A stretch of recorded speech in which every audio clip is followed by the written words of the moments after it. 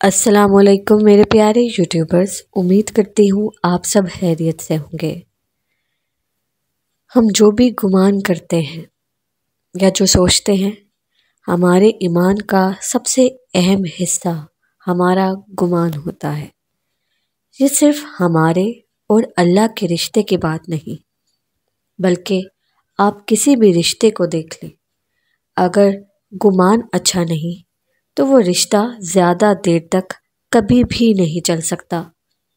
کسی بھی رشتے کی کامیابی کا راز یہی ہے کہ آپ ایک دوسرے کے بارے میں بدگمانیاں نہ رکھیں، اور اللہ کے حوالے سے تو بالکل بھی بدگمان نہیں ہونا چاہیے، کیونکہ بدگمانیوں سے ہی مایوسیاں پیدا ہوتی ہیں، اور مایوسی انسان کو اللہ سے اتنا دور کر دیتی ہے جتنا وہ سوچ بھی نہیں سکتا۔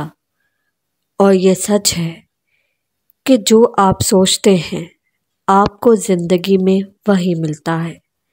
نبی کریم صلی اللہ علیہ وآلہ وسلم نے فرمایا، اللہ فرماتا ہے کہ میں اپنے بندے کے گمان کے ساتھ ہوں، اور جب وہ مجھے اپنے دل میں یاد کرتا ہے تو میں بھی اپنے دل میں، اور اگر وہ میری طرف چل کر آتا ہے تو میں اس کے پاس دوڑ کر آتا ہوں۔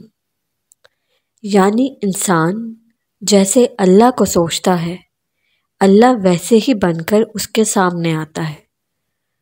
آپ اگر اللہ سے اچھے کا گمان رکھیں گے اور یقین رکھیں گے تو آپ کو اچھا ہی ملے گا، اور اگر آپ برے کا گمان رکھیں گے تو آپ کو برا ہی ملے گا۔ انسان کو وہی ملتا ہے جس کی اسے کھوج ہوتی ہے۔ تو اب یہ کام آپ کا ہے، آپ کس کی تلاش میں نکلتے ہیں؟